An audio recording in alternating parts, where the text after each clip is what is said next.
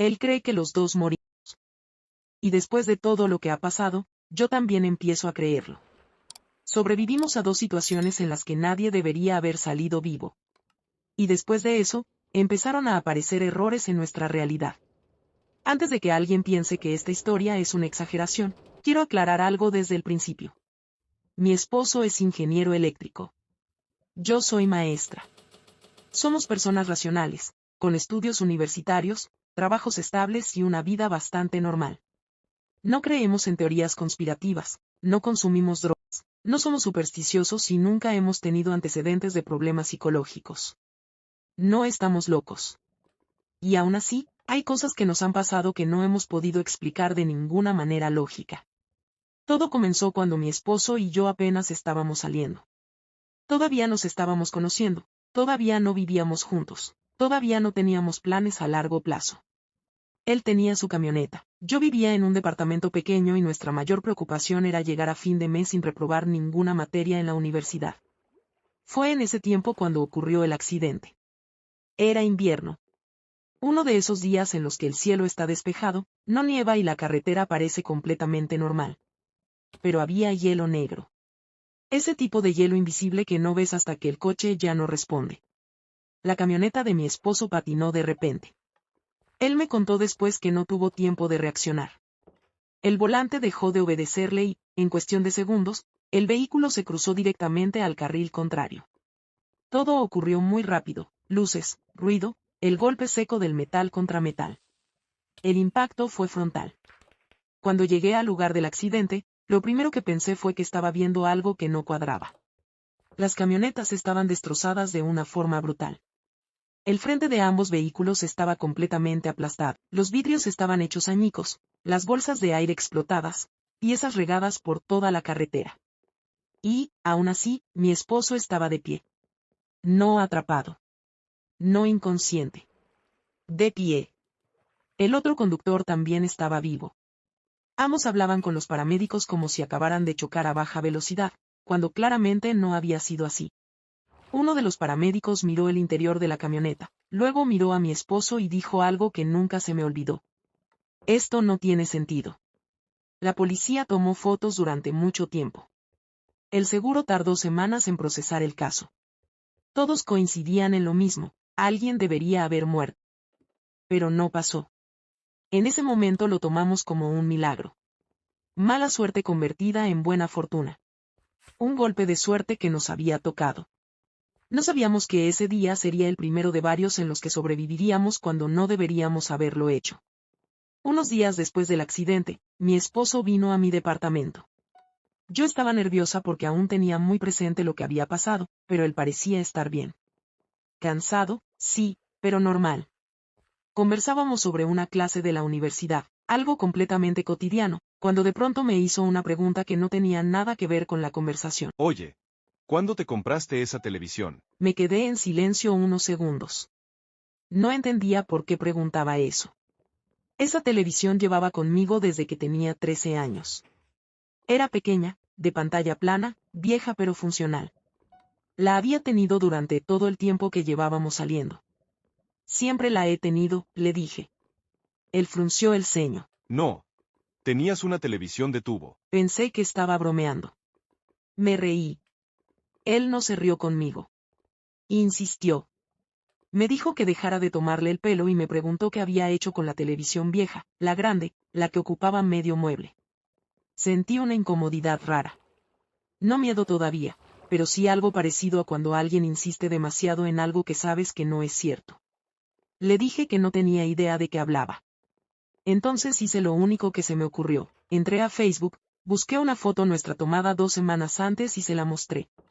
En la imagen, detrás de nosotros, se veía claramente la televisión de pantalla plana. Nunca voy a olvidar su reacción.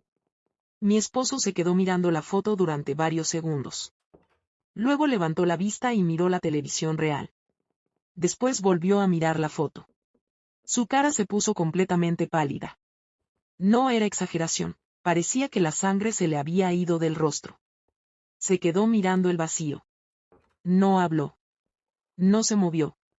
Pasó casi un minuto antes de que dijera algo. Te juro por Dios que no estoy loco. Dijo, con la voz temblorosa. Has tenido una televisión de tubo desde que empezamos a salir. Incluso cuando tomamos esa foto. Si esta historia te está atrapando, suscríbete, subo nuevas todas las semanas. Se le llenaron los ojos de lágrimas. No de miedo, sino de confusión. De esa confusión profunda que sientes cuando algo que dabas por seguro deja de existir. Yo lo justifiqué. Pensé que el accidente lo había afectado más de lo que parecía. Trauma. Estrés postraumático. Era lo más lógico. Decidí no insistir y dejar pasar el tema. Pero desde ese día, algo cambió. Cada vez que entrábamos a mi habitación, mi esposo miraba la televisión de una forma extraña. No con odio, ni con miedo. La miraba como si fuera un objeto mal colocado. Como si no perteneciera ahí. El tiempo pasó. Mucho tiempo. Nos casamos. Compramos una casa. Construimos una vida juntos. Discutíamos por cosas normales, quién lavaba los platos, quién olvidaba sacar la basura, que íbamos a cenar. Eventualmente decidimos que queríamos ser padres. Yo dejé los anticonceptivos y dejamos que pasara lo que tuviera que pasar. Entonces llegó el viaje a Italia, Roma. Y el segundo evento que no debería haber terminado bien. Había tenido mi periodo la semana anterior, uno particularmente doloroso, pero aún así decidimos seguir con el viaje. Caminábamos durante horas por la ciudad. Hasta que empecé a sentir algo raro. Un dolor que no era normal. No era un calambre común. Era profundo, constante, acompañado de escalofríos y una sensación de debilidad que me recorría todo el cuerpo. Fui al baño de un café y todo empeoró. Vómitos. Diarrea. Y cuando miré hacia abajo, sangre. Mucha más de lo que debería haber. Salí del baño temblando. Le dije a mi esposo que algo estaba mal. Yo tengo un umbral de dolor alto, pero apenas podía caminar. Él me miró y su expresión cambió por completo. Estás blanca. Me dijo. Esto no es normal. Consiguió ayuda. 20 minutos después estaba en una camilla. Una hora después, un médico nos explicó que tenía un embarazo ectópico roto, una hemorragia interna grave y que, si no me operaban de inmediato, iba a morir. No había tiempo para procesarlo. Me llevaron a cirugía. Desperté horas después, dolorida, agotada, viva. El médico fue claro, había llegado al hospital en el último momento posible. Si hubiera esperado un poco más, no lo habría contado. Otra vez. Sobreviví cuando no debería haberlo hecho. Meses después, ya de vuelta en casa, ocurrió lo del extintor. Estábamos hablando de incendios domésticos cuando yo dije, con total tranquilidad. No hay que preocuparse, tenemos un extintor en el armario. Mi esposo me miró como si hubiera dicho algo completamente absurdo. Me dijo que no teníamos ninguno. Le recordé la discusión, la compra, instalarlo en la pared del armario delantero. Juró que nada de eso había pasado. Fui al armario para demostrárselo. No había extintor. No había agujeros. No había marcas. No había señales de que alguna vez hubiera existido. Sentí exactamente lo mismo que él había sentido años atrás con la televisión. Pánico. Confusión. La sensación de que alguien estaba jugando con mis recuerdos. Cuando empecé a alterarme, mi esposo me miró y dijo, en voz baja. Ahora sabes cómo me sentí con esa televisión. Ahí entendí que no eran errores aislados. Con el tiempo, empezamos a notar más cosas pequeñas. No tan claras, no tan fáciles de señalar. Sensaciones. Objetos que parecían haber cambiado de lugar. Recuerdos que no coincidían del todo. Nada lo suficientemente grande como para probar algo, pero sí lo suficiente como para incomodar. Hasta que mi esposo me dijo su teoría. Que quizá, en otra línea de tiempo, él murió en ese accidente. Que yo morí en Italia. Que algo, el universo, la realidad, como quieras llamarlo, nos dio otra oportunidad. Pero no fue perfecto. Pequeños fallos. Errores mínimos. Como si estuviéramos viviendo en una versión ligeramente defectuosa de nuestra propia vida.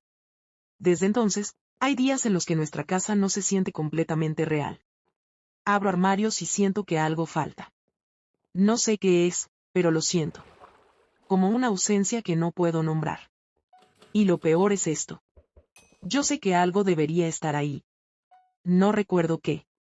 Pero sé que falta. Y él dice que se irá a la tumba jurando que yo tenía una televisión de tubo.